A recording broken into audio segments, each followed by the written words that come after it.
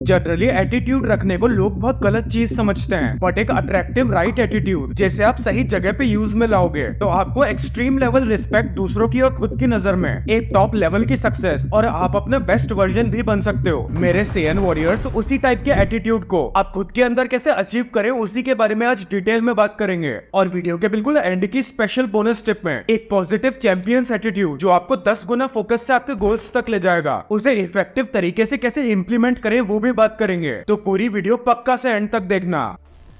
Number first, the excellence attitude. इस type का attitude आपको रिलेशनशिप्स, अट्रैक्शन और अपनी वैल्यू इंक्रीज करने में सबसे ज्यादा इंपॉर्टेंट रोल प्ले करता है, क्योंकि ज्यादातर लोग जिस पर्सन से अट्रैक्टेड होते हैं तो वो उसे रात दिन चेस करने लग जाते हैं। ऑफिस में या फिर स्कूल में किसी को इंप्रेस करना हो तो हर टाइम उनसे स्वीट बिहेव करते हैं, उनके लिए readily available, out of the way जाके अपना नुकसान करा के उनकी हेल्प करते हैं। इससे सामने वाले बंदे या फिर बंदी को क्लियरली इंडिकेट होता है कि आप उनको इंप्रेस करने के लिए कुछ भी कर सकते हो एंड आपकी लाइफ अधूरी है उनकी अटेंशन, उनके प्रेजेंस के बिना। उस वजह से फिर वही लोग और भी ज्यादा भाव खाने लग जाते हैं आपके सामने, खुद को एक पेडेस्टल पे रख के आपको खुद से नीचे समझते हैं। वीडियो देखने वाले बहुत लोग ये सोच रहे होंगे कि ये कंडीशन बहुत रेयर होगी, लेकिन आप सोच भी नहीं सकते ये सिचुएशन कितनी कॉमन है। अक्सर लोग friendships, relationships and even office में भी लोगों को हद से ज्यादा इंपॉर्टेंस देते हैं और खुद की चॉइस से उनके नीचे दब जाते हैं। ये एटीट्यूड आपको कंप्लीटली चेंज करना पड़ेगा। आज के बाद ये एटीट्यूड किसी के लिए भी मत रखना, किसी से भी मत दबना। इससे आप खुद की नजर में खुद की भी, सामने वाले पर्सन की नजर में भी, सामने वाले पर्सन की नजर में भी जिसे आप प्लीज करना चाह रहे हो एंड आसपास के जो लोग आपको देख रहे हैं उनकी भी नजरों में कम हो जाओगे। तो इसके सोल्यूशन के लिए एक अबंडेंस माइंडसेट रखो। अपनी जिंदगी में अपने आप को कामों में, गोल्स में इतना ज्यादा ऑक्यूपाई कर लो, इतना ज्यादा खुद की ही लाइफ में फोकस्ड हो जाओ, खुद पे काम करो, बेटर वर्जन बनते जाओ कि दूसरों के बारे में दिन भर सोचने पे, उनके लिए अवेलेबल रहने पे और अपना इंप्रेशन बिगाड़ने का आपके पास वक्त ही नहीं हो। एक बहुत ही लिमिटेड टाइम के लिए अगर आप अवेलेबल होते हो तो खुद के और सामने वाले के दिमाग में भी आपकी वर्थ काफी ज्यादा बढ़ जाती है। सामने वाले की नजर में भी आप फोकट नहीं नजर आते हो, प्लस आप अपनी लाइफ भी बहुत अच्छी बिल्ड कर लेते हो। ट्रस्ट में ये वाला एटीट्यूड इतना ज्यादा काम का है, इससे काफी सारे वो लोग जो आपके साथ मतलब के लिए थे, आपका फायदा उठाने के लिए थे, वो टाइम के साथ बहुत इजीली फिल्टर आउट हो जाते हैं और बस जो ओरिजिनल ट्रू लोग होते हैं, जो आपकी रियली रिस्पेक्ट करते हैं, वो आपके साथ टिक जाते हैं। इसलिए जरूर से ये एटीट्यूड अपने अंदर लाओ। Number second, mysterious attitude. खुद के अंदर एक मिस्टीरियस एटीट्यूड रखना फर्स्ट टाइप के एटीट्यूड जितना ही इंपॉर्टेंट है मेरी नजर में, क्योंकि इस एटीट्यूड की मदद से आप खुद की एक मिस्टीरियस वाइब बनाने के साथ साथ अपनी कोई भी घर की प्राइवेट बातें, पर्सनल बातें, रिलेशनशिप्स की बातें या फिर आपके बेस्ट फ्रेंड्स के सीक्रेट्स या फिर इश्यूज एंड सबसे इंपॉर्टेंटली आपके पर्सनल गोल्स कुछ भी किसी को नहीं बताते हो। एटलीस्ट इन मैटर्स में तो मिस्टीरियस रहते हो, जिससे आपकी पर्सनल लाइफ पे कोई इंसान आपके पीठ पीछे क्वेश्चन नहीं करता, कमेंट नहीं करता, मजाक नहीं उड़ाता। प्लस आपके पर्सनल गोल्स भी अचीव होने से पहले एब्सोल्यूट सीक्रेट रहते हैं, तो आपकी गोल्स अचीव करने की प्रोबेबिलिटी भी इंक्रीज हो जाती है। अब ये चीज मैं मन से नहीं बोल रहा हूँ, इसके ऊपर काफी सारी साइंटिफिक रिसर्चेज हुई हैं कि अगर आप अपनी गोल्स को रिवील कर देते हो दूसरों के साथ तो आपकी गोल्स को अचीव करने की प्रोबेबिलिटी एंड मोटिवेशन काफी ज्यादा कम हो जाता है। आप बहुत ही लेस लाइकली हो जाते हो उसको अचीव करने के लिए। इसलिए अचीव करने से पहले अपने गोल्स को एक्टिवली लोगों को बताना बंद करो। दूसरे लोगों को खुद ही गैस करने दो कि आपकी लाइफ में क्या चल रहा है। इससे लोगों का भी आपको जानने का और भी ज्यादा मन करेगा और आप कहीं ज्यादा अट्रैक्टिव भी बनोगे। Number third, reliable attitude. इस दुनिया में किसी को भी इम्प्रॉपरनेस और अनसर्टेनिटी पसंद नहीं होती। अगर वही इम्प्रॉपरनेस किसी भी चीज में, आपकी बातें, आपके वादों में, आप मुंह से बोलते कुछ और हो लेकिन करते उसके जस्ट अपोजिट हो, काम में भी आप बिल्कुल सुस्त तो रिलायबल नहीं हो लेकिन सबको खुद की तारीफें बहुत करते हो, तो हर एक बंदा आपको शैलो, दोगला ही समझेगा। आपके इसी अनसर्टेन एटीट्यूड के साथ साथ अगर आपकी ड्रेसिंग सेंस भी प्रॉपर नहीं है, आप बिल्कुल भी वेल ग्रूम नहीं हो, आपकी टेबल बिल्कुल बिखरी रहती है, तो ये भी आपके बिल्कुल against as a negative halo effect काम करता है। हेलो इफेक्ट का ये मतलब होता है कि लोग आपकी एक पर्टिकुलर पर्सनैलिटी ट्रेट या फिर एक आउटर फीचर को नोटिस करते हैं और फिर उसी हिसाब से आपकी पूरी पर्सनैलिटी जज कर देते हैं। इतनी इम्प्रॉपरनेस, इतनी अनसर्टेनिटी दिखा के आप खुद का एक बैड इंप्रेशन ही छोड़ रहे हो दूसरों की नजर में। खुद के एक्शन से ही खुद को दूसरों से लेसर प्रूव कर रहे हो, तो इससे दूसरे तो छोड़ो, आपके बेस्ट फ्रेंड्स, आपके पेरेंट्स भी एक दिन आपको हेट करेंगे। इसलिए खुद में एक सर्टेन एटीट्यूड लाओ और खुद को एक वेल ड्रेस्ड, वेल ऑर्गेनाइज्ड बंदा बनाओ। Number fourth, the defending attitude. In general बेशक आप एक हम्बल, सबके साथ कोऑपरेशन से रहने वाला, बिना फालतू में लड़ाई करने वाला बंदा बनो, लेकिन कई बार लाइफ में ऐसी सिचुएशंस आती हैं जिसमें लोग आप पे वर्बल एलिगेशन प्लस आपको फिजिकली भी हार्म करने की कोशिश करते हैं। ऐसी सिचुएशंस में आपको इफेक्टिवली खुद को डिफेंड करना आना चाहिए। आपके अंदर नॉलेज वाइज, हिम्मत वाइज उतना दम होना चाहिए कि आप ऐसे लोगों को टैकल कर पाओ, खुद को और अपने लव्ड वंस को बचा के उधर से निकाल पाओ। दैट्स व्हाई हर एक बंदे के लिए एक डिफेंडिंग एटीट्यूड रखना बहुत ज्यादा जरूरी है। इसमें सबसे पहले हम वर्बल एलिगेशंस की बात करें तो कोई आपसे फालतू में बदतमीजी से बात कर रहा है, आप पे झूठे आरोप लगा रहा है, आपके फैमिली के बारे में बकवास कर रहा है, तो ऐसे लोगों से दब के मत आओ, सुन के मत आओ उनकी बातें। 5 या 6 तरीके से इनको टैकल करो। फर्स्ट, जिस भी आर्ग्यूमेंट में आप घुस रहे हो आपको उस मैटर की पूरी नॉलेज होनी चाहिए, नहीं तो कैसे न कैसे तरीके से सामने वाला आपको दबा देगा। इसलिए कोई भी आर्ग्यूमेंट में ऐसे ही मत कूदो। सेकंड, फालतू हर चीज में आर्ग्यूमेंट मत करा करो। हर किसी से हर बात पे लड़ोगे तो लोग आपको इन जनरल टॉकेटिव और आर्ग्यूमेंटेटिव बंदा समझेंगे और आपके आर्ग्यूमेंट्स भी इतने वैलिड नहीं रहेंगे उस पॉइंट ऑफ टाइम पे। थर्ड, शुरुआत में काम रहो, सामने वाले का पॉइंट ऑफ व्यू भी अच्छे से समझो। भले ही आप 60 to 70% सही हो, लेकिन क्या पता 20 to 30% सामने वाले का पॉइंट भी बिल्कुल सही निकले, इसलिए उसको भी अच्छे से सुनो। फोर्थ, सामने वाले को स्टेटमेंट्स ट्विस्ट करने मत दो। लोग इधर की चीजें उधर जोड़ के एक सिंपल सी बात को दूसरी चीजों पे कनेक्ट करके आपसे एक बहुत लंबा चौड़ा आर्ग्यूमेंट करेंगे। ये चीज बहुत दिमाग से टैकल करो। एक पॉइंट ऑफ टाइम पे एक स्पेसिफिक बात को पकड़ो, बिना उसे ट्विस्ट होने दिए उसे डील करो। एंड लास्टली, सामने वाले की बातें सुनने के बाद बिना सामने वाले की इंटरप्शन के अपनी हर एक बात क्लियरली रखो। उसे बीच बीच में खुद की स्टेटमेंट्स इंटरप्ट मत करने दो। वर्बल के अलावा हम फिजिकल डिफेंस की बात करें तो उसके लिए आपको जरूर से सेल्फ डिफेंस की कुछ वीडियोस देखनी चाहिए और मुश्किल सिचुएशंस में खुद को बचाना आना चाहिए। Number 5, accepting your flaws attitude. हम सबने ये बात सुनी है कि सब में फ्लॉज होते हैं, कोई भी परफेक्ट नहीं होता, लेकिन रियलिटी ये है कि इस चीज को मानने के लिए कोई तैयार नहीं है। कुछ लोग तो हर चीज में खुद को बिल्कुल 100% सही समझते हैं, फिर कभी भी कोई गलती करते हैं, उनका कोई बड़ा फ्लॉ सामने आता है तो फिर मुंह छुपाते फिरते हैं। इसलिए खुद के फ्लॉज को खुद से एक्सेप्ट करने वाला एटीट्यूड भी रखो। सबसे पहले अगर आप खुद से ट्रू रहोगे तो आप कहाँ गलत जा रहे हो, खुद को किस पॉइंट ऑफ टाइम पे इम्प्रूव करना है, ये आपको बहुत करेक्ट टाइम पे ही पता लग जाएगा और आप सेल्फ अवेयरनेस की मदद से बड़ी गलती करने से बच जाओगे, टाइम वेस्ट करने से भी बच जाओगे। वही अपने फ्लॉज दूसरों के सामने एक्सेप्ट करने की बात करें तो अक्सर लोग अपने फ्लॉज को छुपाने के लिए काफी ज्यादा झूठ बोलते हैं, काफी माइंड गेम्स खेलते हैं, लेकिन कभी ना कभी तो वो पकड़े जाते हैं। इसलिए एटलीस्ट अपने प्रीशियस रिलेशनशिप्स को तो बचाने के लिए खुद के फ्लॉज एक्सेप्ट करना भी सीखो। फाइनली वीडियो की बोनस टिप में एक चैंपियंस माइंडसेट बनाने के लिए first, have a burning desire. कोई भी गोल को चेस करने से पहले आप खुद से ये चीजें पूछो कि आप सोना, दोस्तों के साथ घूमना, पार्टीज, टाइम पास, सीरीज देखना, ये सब चीजें बहुत हद तक कम कर सकते हो या फिर नहीं। अगर आप डेली बेसिस पे ये सब चीजें छोड़ सकते हो, मतलब आपके अंदर वो बर्निंग डिजायर है गोल्स को इफेक्टिव तरीके से चेस करके उन्हें अचीव करने का। Number 2, mid level difficult goals set करो। अगर आप बहुत ज्यादा हार्ड गोल्स सेट कर लोगे और खुद को बहुत कम टाइम दोगे उन्हें अचीव करने के लिए, तो आपका इंटरनल मोटिवेशन, आपका माइंड खुद ही गिव अप कर देगा। ऑन दी अदर हैंड, अगर आप बहुत इजी गोल्स सेट करोगे तो आपका माइंड बहुत ज्यादा सुस्त पड़ जाएगा। आप सोचोगे काम को कल